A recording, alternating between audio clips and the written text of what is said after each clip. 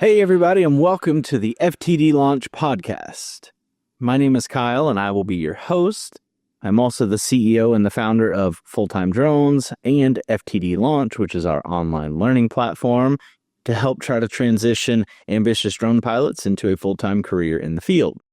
This podcast was brought about by a lot of the questions that we had come up, especially the recurring questions and how we can kind of help ease your way into the industry. So today, we are going to talk about what is the best way to find work in the drone industry. So made a couple notes. I think one overall is just understanding the drone industry landscape, knowing what industries are providing plenty of work right now, understanding which industries are still evolving and where they're at in that evolution, and what industries can present great careers and what industries are great for kind of one-off jobs here and there, freelance work. So just kind of running through the basic list, you have your aerial photography and cinematography, where you can do work both for smaller local companies as social media clips, stuff like that. And then if you've evolved your skill set, especially if you have a cinematography background or production background working on some bigger sets,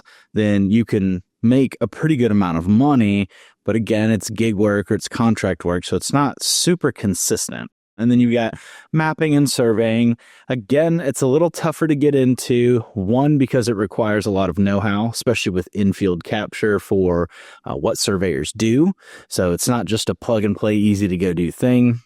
But once you do get the education part down, then you can be a huge asset to engineering firms and survey companies to help them streamline some of their processes. And we also have inspection and maintenance. And to me, this is the biggest industry currently and probably will be for the next couple of years until we see some other industries evolve.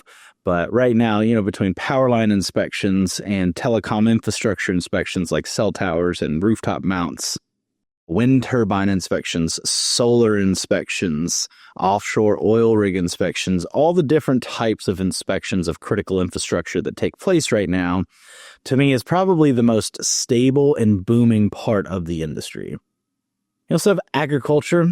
Agriculture is kind of a funny one. I think there's potential there and people really want to see it develop. But I also think it's one of the hardest ones to make it in because there's such a small room for error and margins are so thin that it can become difficult. And you're also taking these really new practices and trying to introduce them to farmers who have done things a certain way for so long. And it's a little more difficult to get them to see the innovation and the benefit. So, you see it more and more. You see the spray drones starting to go out. You see the agriculture with the multispectral sensors doing kind of crop health analysis, stuff like that. So it is becoming more popular. It is harder to get into, especially with the spray application. You have to have different licensing outside of or on top of the Part 107. So it can be time consuming to get into that industry, and it's very expensive. You've got the drone delivery. I don't know that that's going to be anything that is sustainable, at least in the very near future. I think a lot of companies have tried it and haven't been wildly successful with it. So they've either bailed on the programs or put it on pause to focus on other things right now. You have public safety, which, kind of search and rescue missions. A lot of that type of stuff is voluntary, or if you're working for, police or fire departments, it's an add-on to you actually being a police officer or a firefighter. So it can be tough for it to be a standalone career. It's very rewarding if you do it as a volunteer, but as far as a standalone career, it's a little tougher. And then one of the new players in the game, it's kind of piqued my interest a little bit, is the drone soft washing or pressure washing. I think it's something that it would take a sizable investment. You're probably looking at 6 figures. And if you could swing contracts with corporate chains, I think it's very well worth it. So it's, again, another industry to keep your eye on. If it's something you have a network or connections or background in, then I would recommend checking that out as well. So once you've identified the industry landscape, I think the next thing is develop relevant skills. And so you'll hear a lot of people say that you need to niche down or find your niche, find the one thing that you want to do in the industry. And I think that's correct in 2 aspects. Number one being, if you're just starting and don't have a professional background, find something that you want to do or that you enjoy doing and become good at so that you have something that you can offer of value and start building up your confidence, building up your systems, all the things that you're going to need to make a successful program, whether you're doing it as an individual pilot or as a company. But I also think if without the professional background, once you have set something up in a specific niche, then the best way to stay busy and stay relevant is to diversify a little bit. So it's great if you're just starting out and don't know what you want to do. And then I also think the second time when it's great is if you come from a professional background. Say you have worked as a field tech for a survey firm, or you are a surveyor, or you're a surveyor in training, and you come to the drone industry, then obviously mapping and surveying are going to be your primary areas of focus, and that's what your niche would be. And you would just use drones as a tool to grow. And that's, one thing I hear a lot is a drone's a tool. That's all it is. And yes, that is true, but I think it's also a little out of context because you can take that tool and create a career out of it. So me personally, I've been doing this for 7-8 years, and I'm not a journeyman lineman. I'm not a licensed surveyor.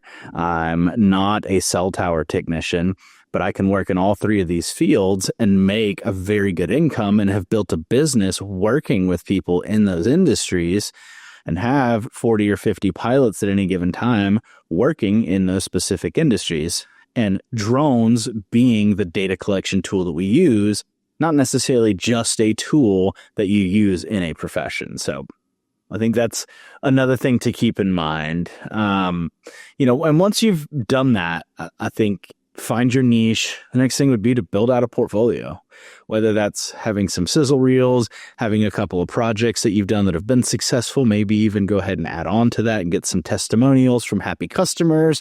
All of that starts to build your social and your online credibility, because anybody that you go pitch your services to, especially cold calling, one of the first things they're going to do is they're going to go online and see, do you have a website? Do you have a portfolio or a reel? Do you have customer reviews? Do you have a track record of being successful? Because if I'm going to spend my money with you, I want to make sure that I'm not doing it blindly. Beyond that, I think the next most important step is to network. And that can be locally within your community. And then I also think it's within the drone community. There's tons of forums online. There are a bunch of different resources that you can use. You can join some of the drone aggregators. Yes, I'm very well aware that people feel like they take advantage of you and that the pilot should be paid out 70% of the project. I disagree with that. But again, it gives you an opportunity to start working at a professional level and to make some money. And again, it builds your confidence. It builds your processes. You build out your pre-flight checklist. You learn how to operate professionally. And it may teach you some small tips and tricks along the way that help you and you put into your system moving forward. And back to the networking, I think, network locally. So for example, if you want to work with real estate agents, find out where the real estate networking events are and show up and have some type of either a business card, which I think are starting to get a little dated, but have some type of digital presence that you can show them and say, look, here's my reel. This is what I do. I help real estate agents build their online brand and presence while also making their homes more attractive to buyers. Just a quick, they call it an elevator pitch, a 10 to 15 second pitch of why you would be the best person to work with. So once you have networked with real estate agents, then maybe you go work with general contractors who build individual homes or build custom homes. It's still in the same field, but it's a slightly different avenue and a different revenue stream for you. And then you could grow into bigger companies, construction companies who do full developments, whether it be strip plazas or neighborhood developments. And so you're all still within kind of the real estate and the construction industry, but you've really maximized your growth within those industries. Beyond that, rather than just focusing on, I'm doing this and this, you can start spreading out your offerings. So say you're just doing, photography and some cool video. You can start doing interior photography. You can start doing virtual scans, virtual tours. You can start doing fly-through tours. You can really expand your offerings You can do construction and progress monitoring for a custom home builder. Again, you're on site, you can network with the contractors. There's so many different ways that this can go and grow. But that's, I think, networking and joining communities, both in person and online, very important. So next, if you're still kind of trying to figure it out and find your way and not 100% sure on what you want to do, look for opportunities in emerging fields. So like I mentioned earlier, the drone pressure washing or soft washing, to me, that is an emerging field. I'm following it very closely because, again, I'm highly interested as a business owner and an entrepreneur, also as a drone pilot. I think it's very cool. And I live in a region in Southern California where, it could be extremely beneficial between San Diego and Los Angeles with all the buildings that they have. So look for opportunities in those emerging fields. As technology advances and develops, keep your pulse on what's going on. AI and autonomous flights and systems are becoming really, really popular now. I don't know that any of them have really hit it yet, but I think they're all trying. Seen a lot of cool pitch decks, but haven't seen anybody really nail it down just yet. But it's something to keep an eye on. And then you get into drone analytics with all the different sensors you have now with multispectral and hydrography, and just it's incredible everything that you can do with a drone now. So keep an eye on things like that. And, if there's something that really strikes an interest and you stay ahead of the game, now you can start posting content about it. You can start blogging about it or vlogging about it, and you can start networking within that part of the industry. And as it continues to grow, now maybe you're considered a subject matter expert in the space because you've invested in the future. And so my last suggestion would be, once you've done all of that and feel like you really have a good grasp on everything, start your own business. You can start small. You can start as an individual pilot who goes and flies every job and does the post-processing or the photo and video editing or the analytics or whatever. And as you grow, then maybe you find yourself really well suited to do the business relationships and the sales, and you can find pilots who can go perform the data collection part of the work. And as you evolve even further, maybe you find somebody that's really good at doing the analytics and the client relations, and you just want to focus on sales and business development, then you can do that. And eventually you'll get to where, hey, I found a really good salesperson. I'm going to stop working in my business and I'm going to step outside and I'm going to grow my business. It's a pretty long evolution there, but that's where you can be. And I think step one is just getting started. Start your own business. Give it a shot. You're going to run into hiccups and to headaches, but you're also going to have successes that make you feel like, man, I can really do this. So I hope that answers your question. It's pretty long-winded, and there's probably a lot in there to digest. How do I find work in the drone industry? I think those steps help the most. If you're just a contract pilot, it's like, I want to find work, then network with the people who are offering the jobs in a lot of the forums online, and network with the pilots that seem to be working a lot, and find your way in. And all you got to do is you find your way into an opportunity. And when you get that opportunity, be an asset to that company, be an asset to whoever hired you, and make sure that they don't have a negative experience with you. It's a small industry and people don't forget things. So as long as there's always a positive experience when you do get that opportunity, the opportunities will continue to come. So thanks for tuning in today, guys, and we'll see you next week.